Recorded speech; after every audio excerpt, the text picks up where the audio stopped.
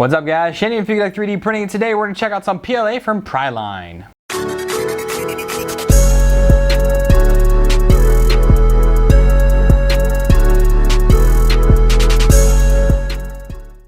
So welcome back. I contacted Priline via Amazon and asked if I could try out some of their filament, and they sent me an array. So this is the very first one we're going to try out, and it is their PLA. I figured I'd start with the most basic first and work our way up to the exotics and go from there. But if you look at this box, it's really familiar. And so I think they're rebranding someone's filament to be theirs. I don't know, to be sure, but I do know that one of the recent rolls from Fugatech that I got, which I used that roll, it looked to be pretty much identical. So I don't know if maybe it's just the box is that way. I have yet to open it to see what the spool looks like, but I see that. Here it does have, it is Priline 3D printed filament. It is Ice Stone Hong Kong Trading Company Limited. So this is a Chinese filament. Here they just have the barcode telling you it's Priline PLA 1 kilogram, 1.75 millimeter, and it is yellow. And then the back and front are the same. I'm pretty sure this is a rebrand of somebody because it has pretty much the same type of sticker on one of the rolls of Fugatech filament that I got, and it has the same diamond design here on the spool. Again, I cannot confirm that whatsoever. I'll maybe look online and see if someone will say so, but this does look like a rebrand, and if it is, this stuff is good, because the stuff I get from Fugatech, I can swear by that stuff. It's cheap, it's good. I personally love printing with it. I've bought lots of rolls for personal projects. I used a lot of it actually for the giant Lego car, which I've shown at some point. You might have seen a video by the time you see this one. But either way, I think that's what it is. We shall continue though. This is like an electric yellow, but comes with a very small silica pack with the filament kind of shoved through the one side, about to break. That's okay. And then it also, yeah, I'm telling you, I really think this is, because even the Fugatech filament, it came through with the tail out here through the side, and this I just do it a couple ways and snap that off. It's gone now. The tail is tucked way down in there. There's nothing's going to happen. The wind is better than most, but not as good as others. It's a little loose. You can hear I can move the filament around in it. It is a press fit and glue. Yep, there's no wobble in the spool, so that's nice. But again, this should come out great going off of the other brands, and I actually have a roll of Fugatech over on the Fugatech 2020 i3 that I've been using, some black. It looks identical, it really does. The sticker might be a little bit different, but other than that, even the sticker looks the same. So, it is what it is. We'll run this through the printer and see how it turns out. Again, it's just PLA, but man, it's bright. Look how bright that is, man. Whew.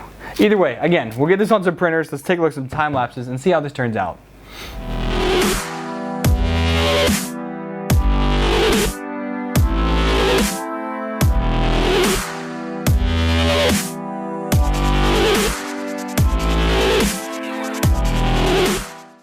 Alright, so I printed out quite a lot of stuff. I used about a little over half the roll, a bunch of little things, detailed things.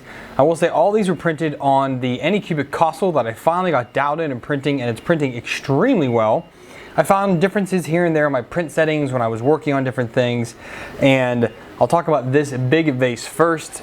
This is one of the Make Anything, his like monochromatic. You can also do this in dual extrusion machines and have a really awesome looking vase, but just doing one color is nice as well. But as you can see here, it's flat, and also I will say this is super bright on camera from what it looks like. But so this is super flat. Well, that's because I didn't have the delta settings dialed in properly.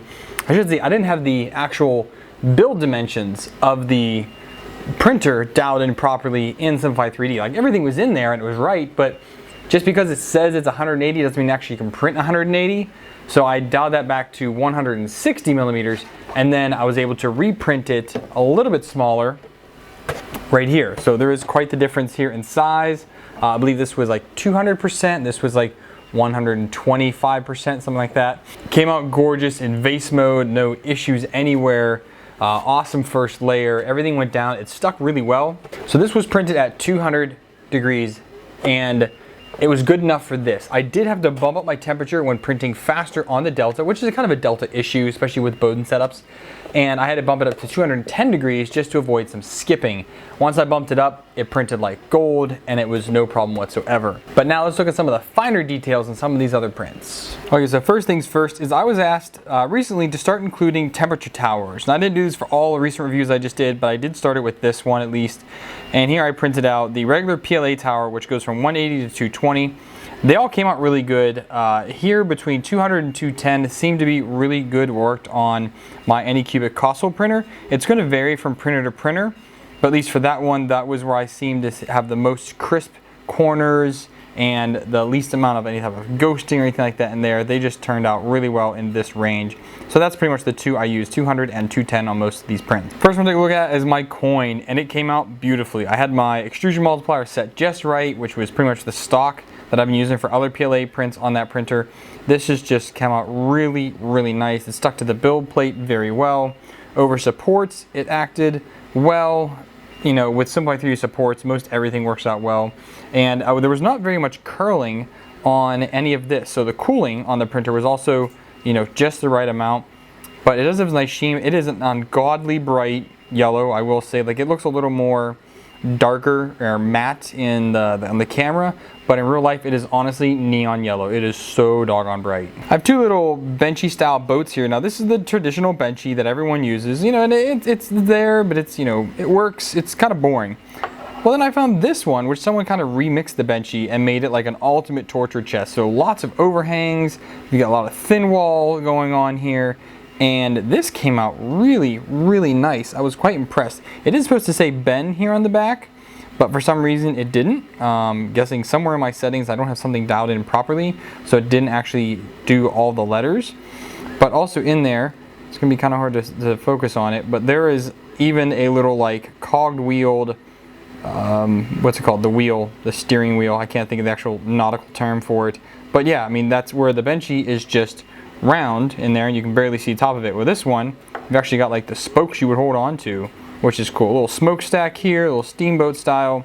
The bottom is flat though, there's no lettering on there. And then you can kind of see here, there's a little bit of issues, but this was printer based. But either way, this filament performed great under cooling and everything just looks really, really good on it. So I found this little guy, and this is like a Bebop or something like that on Thingiverse. It was used, actually a school made this as like a trophy to give out, which I thought was really neat. And I saw it just on like the new things on Thingiverse. I try to find new things to print, but I did have to use support here in the middle, which, you know, the support acted well on that printer. I can't lie. I mean, it sits just there. He's got this one little, you know, speaker looking thing here, and then he's got these knobs on all the other arms. And only one of them, for some reason, this one decided we wanted to have support. I did support from base plate only. This one thought it needed it, and it's stuck in there good. I cannot get that support out between those two layers. But either way, yeah, I mean, the cooling was good. I can't really say anything was wrong about this. All right, so I printed this Skyrim Dragon Skull, and I really wanted to keep the support on it, but I totally forgot to actually film with it. But this printed like this, and honestly, the only thing that was touching the build plate was like this corner right here. That was it. The rest of this was completely printed up on supports like so. It's got these cool like scratch through its skull. It's very, very lightweight, you know, very, very thin. So I had to be really careful taking off all the support. This entire back end here was printed on support. All of these were printed on support. This part actually got sliced off because, again, the printer couldn't go that far. And for some reason I was just slightly out of the actual build area, so that got cut off when it was sliced. I thought I had everything in there. But the teeth in there came out well. Support came off of those fairly well. Down here, it struggled a little bit on the bottom teeth, but top teeth are actually much better than the bottom. I don't know why that was. Either way, but support was easy to come off. The filament printed super duper smooth. I mean, this is honestly, this is 0.2 millimeter layer height. You know, at 210 degrees centigrade, it's super smooth, and I honestly, the details I'm getting off that printer are quite impressive. But I mean, the filament held up very well to that kind of test. I wanted to print the lattice torture cube just to see how the printer would do. Zero stringing in here, and you can see very little bit of shifting here on the cooling. So the cooling was fairly sufficient on the printer. and there was no layer shifts anywhere, so the printer did really well. And the filament I also thought performed really well because, again, I had the temperature dialed in, retraction was dialed in pretty well for this. So having no strings or anything in there is, in my opinion, impressive. Not to toot my own horn. I did print this Aria the Dragon, and she did have some strings up here between the wings and her head, just a little bit. I mean, it's nothing really to write home about. Retractions were a little extreme on this because it's literally going from here to here, back and forth, pretty fast on the Delta. So there was that, but down here, no strings at all. Under cooling, all the filament performed extremely well. You know, under the chest here, underneath the toes, there's always a problem. Sometimes underneath the tail down here, been a problem other times printing this model. I like printing this model because it is a really good test of the printer and the filament combined, so it did extremely well, I thought, when printing this out. And lastly, this is Joel's little 3D printing spaceship that someone made for him. It's super awesome looking. I like it. I printed it with a lot of the new filament I'm reviewing right now, which are all the Priline filament, and this just came out gorgeous. I mean, prints like this. I was a little bit heavy on my infill, so it took a little longer than I was hoping, but either way, I mean, all this bridging down here, or so these overhangs, perfectly smooth. This was not perfectly smooth with another filament on another printer, but this one just came out well. Everything filled in properly, so my extrusion multiplier is all set properly.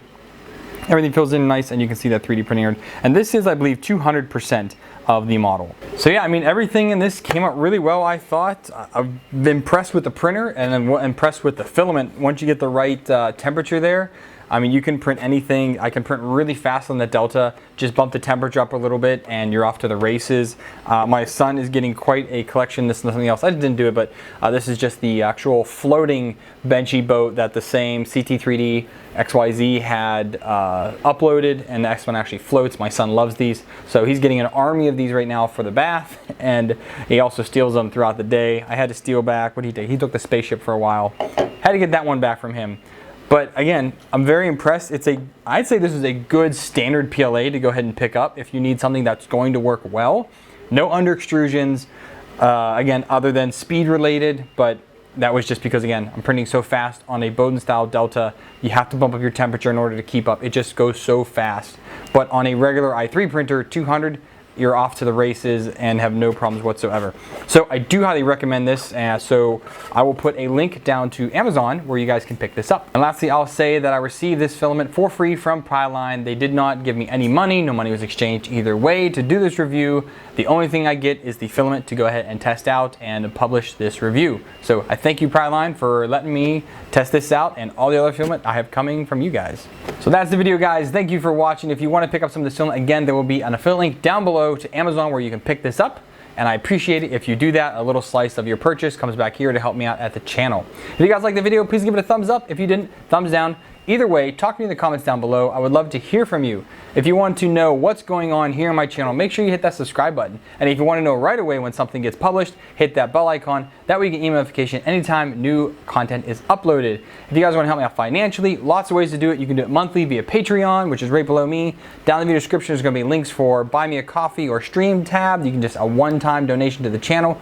Or if you just want to do your daily shopping with some of my affiliate links and different vendors like Amazon, eBay, things like that, all those will be down below. A little slice of what you buy, again, comes back here and helps me out the channel. And I appreciate anything you guys do, even it is to watch this video all the way through. So thanks for watching, guys, and until next time, happy printing.